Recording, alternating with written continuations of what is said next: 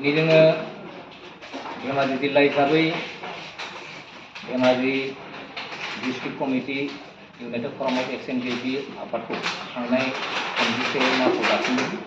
दा बे दाफुंनायजों लोगोसेनो जोङो माखासे जोंनि बारग' एनटिपिफोरनि मावनो गोनां खामानिफोरखौ लानानै जोङो गोबां नांबोगासिनो दङ। दा बेजों लोगोसेनो जोंहा फिसा फिसा ओनसोलाव गोबां मावनो थानायलाय जोङो दिनैनि मेलनि गेजेरजों जोङो सिमेन्ट सापरि आनसलिकखौ दाफुंनानै लानो हाबावबाय। बिनि सिगां जोङो थांनाय 9/7/2023 अक्ट'आव जनाय आनसलिकनि सिङाव थानाय सिलिकापुरि बर' गुदि फरायसालियाव गगामुख आरो जनाय आनसलिकखौ दाफुंदों। दा बेवहाय जोङो सिमेन्ट सापरि आनसलिकखौ दाफुंनो हायाखैमोन। दिनैहाय जोङो आबुङै दाफुंनो हाबाय। बे दाफुंनो हानायजों लोगोसे जोङो सिमेन्ट सापरि हालामाव आफादगिरि महरै श्री प्रदीप कुमार बर' आरो नेहाथारि हिसाबै मुस्रि रामा बसुमतारी बिथांखौ जोङो नेहाथारि हिसाबै मोननो हादों। दा बिथांमोननि हेफाजाबजोंनो जोङो सिमेन्ट सापरि हालामनिफ्राय जोंनि बारग' एनडिपिफोरनि मावनो गोनां गोबां हाबाफारिखौ मावनायजों लोगोसेनो बे सिमेन्ट सापरि हालामाव जोंनि बर' हारिनि रायजो राजा आइ आफाफोरनि मोजांनि थाखाय गोबां मावनो गोनां ससियेल एक्टिभिटिस खामानिफोर दङ। जेरैहाय ड्राग्स, जौ जुवा, चाइल्ड मेरिज, बेजों लोगोसेनो ससियेल आन्टि एक्टिभिटिसफोरनि खामानिफोरखौ जोङो जोंनि आफादनि गेजेरजों होबथानाय हाबाफारिखौ लादों। आरो लोगोसेनो जोङो जोंनि बे आनसलिक आफादनि गेजेरजोंनो सिमेन्ट सापरि हालामनि जिथुनिखि सोलोंथाइनि जौगानाय बिथिं फारसेयाव इडुकेसन एवारनेस प्रग्रामखौ मावलांनो थाखाय बिथांमोनखौ दायित्व होदों। दा बेजों लोगोसे बिथांमोनजों जोङो जिल्ला आफाद हिसाबै लोगोसेनो दंफायो। जेरैबायदिहाय बिथांमोननो सहाय सहयोग नांगौ जोङो बिथांमोननो थोजासे होगोन। जेरैहाय जोंहा गोबां मावनो गोनां हाबा दं। जोंनि जिथुनिखि माखासे रुंसारि जोंनि धेमाजि जिल्लानि सिङाव 33 रुंसारि मुंख्लंफोर दङ। दा बे मुंख्लंफोरा दिनैसिमबो एक्सग्रेसियानि जिथुनिखि मोननो गोनां मोन्थाय दङ बे मोन्थायखौ मोनफुङाखै। 33नि मादाव मात्र 2आल' मोननो हादों। बाखि 29आ आद्रा जानानै दं। दा जोंहा बेखौबो गोबां मावनो गोनां हाबा दङ। माखासे जोङो जिथुनिखि प्रसासनिक बिजोंजों मावफुंलांनांगौ बेखौ जोङो मिरु आफादजों लोगो लोब्बा लाफानानै मावफुंलांबाय थागासिनो दङ। आरो बेजों लोगोसे जोंहा माखासे जिथुनिखि जोंनि Dhemaji district committee united forum of ex and J नि सिङाव 26आ पेन्डिं केस जिथुनिखि दासिमबो बायाखै।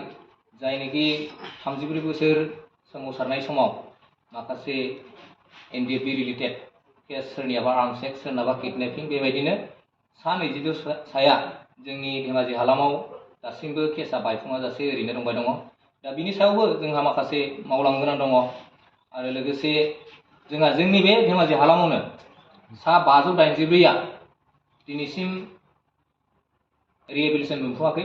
जायफोरनियानोखि अलरेडि गभर्नमेन्टनिफ्राय भेरिफिकेसन खननै खनथामहालागै जानानै थांबाय।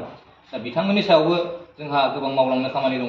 दा बेफोरखौ नोजोर बोनानैनो जोङो धेमाजि जिल्ला United forum of ex and J आफादखौ थांनाय 31 मार्चआव दाफुंनाय जादोंमोन। थिग बेबायदिनो जोङो जोंनि ओनसोलनि माखासे फिसा फिसा जायगायाव जोङो गावजों गाव जिल्ला हिसाबै मोनास्लाबैलाय दिनैनि दिनाव जोङो आनसलिक कमिटि आफादखौ दाफुंना लादों। दिनैहाय जोंनि 14 सेप्तेम्बर गिबि मुंख्लं बि बांबुरगोरा बिथांनि मुंख्लं सानखौ जों 14 सेप्तेम्बराव मुंख्लं सान हिसाबै फालियो। थिग बेबायदिनो जोङो दिनैनि सावरायमेलनि गेजेरजों जिथुनिखि जिल्लानि गेवलां मेल जानानै थांदोंमोन बे सावरायमेलनि गेजेरजों जोङो सावरायनानै थि थांखियाव फैनो हायाखैब्लाबो जोङो जोंनि जिल्ला हिसाबै खुङालासे आनसलिकहै मोनथामबो जायगायाव फिसा फिसायैबाबो खुंफुंनो सानदों। मानो होनना बुङोब्ला जोंहा मिरुआ थि थांखिखौ हरनो हाथ'वाखै। मिरु हिसाबै बिटिआरआवहाय जिथुनिखि बिटिआर गभर्नमेन्टनि हेफाजाबै सालबारियाव खुंफुंनायनि बाथ्रा दङ। दायो जोङो एक्सुवेल रिजाल्टखौ मोनैलाय जोङो जिल्ला हिसाबै खुंनायखौ दिनैनि मेलनि गेजेरजों थांखि लायाखै अब्लाबो जोङो आनसलिक हिसाबै खुंफुंगोन बेखौ आनसलिक हिसाबैनो आनसलिकनि बिबानगिरि बिथांमोना दायित्व लागोन। नैबे नोंसिनि जिथुनाखि जा पेन्डिं केसफोरखौ सरकारखौ मा खावलायगोन नैबे समाव नोंसिनि इउनाइटेड फ्रम मोनसे आफादनि जानानै नैबे पेन्डिं केसनि बेलायाव आङो सरकारखौ खावलायगोन बेखौनो जोंहा दिनै 34 बोसोर दावहा नांनायनि गेजेराव गोबाङानो जोंनि अकल धेमाजि जिल्लानिल' नङा अल आसामनि जेसेबांनाखि जिल्लाफोर दङ बेयावहाय साफ्रोमनिबो केसा फ्राय पेन्डिं दिनै बिटिआर गभर्नमेन्टआनो होन आसाम गभर्नमेन्टआनो होन बुंबोगासिनो माखासे केसखौ बोखांबाय नाथाय केसखौ बोखांनायनि उनावबो फिन जिथुनिखि फैफिननानै वारेन्ट फैफिनो सामन फैफिनो बेबायदि फैफिनबाय थानायखौ जों नुनो मोनदों। बेनिखायनो दिनैनि नैबे निउस चेनेलनि गेजेरजों आं बेखौनो खावलायगोन जोंनि आउट अफ बिटिआरनि थाखाय जिथुनिखि पेन्डिं केस दङ बे केसनि बेलायाव BKWSCनि मानगोनां दैदेनगिरि चिफ आरो लोगोसे दैदेनगिरि बिथांमोन EM GM बिथांमोन आरो लोगोसे जिथुनिखि बिटिआरनि केस दं बे बिटिआरनि चिफजों लोगोसे EM GM जिथुनिखि दैदेनगिरि बिथांमोन दङ पलिटिकेलि बिथांमोननि जिथुनिखि प्रेसार बे प्रेसारनि जोहैसो जानो हागौ नैबे केसफोरा पेन्डिं केसफोरा जोबगोन। बेनिखायनो आं खावलायनो लुबैगोन जाहाथे जोंनि जिथुनिखि दैदेननायाव थानाय सरकाराव थानाय बिथांमोना जाहाथे माने आसाम गभर्नमेन्ट बा भारत सरकारखौ नारसिननानै जोंनि नैबे जिथुनिखि थालांनाय पेन्डिं केसफोर बे केसफोरखौ सुस्रांनायाव जाहाथे जोंनि एक्स NDFBनि जिथुनिखि बारग' केडारफोर बिथांमोननि केसखौ सुस्रांनायाव हेफाजाब होयो बेखौ आं बिथांमोननिसिम खावलायनाय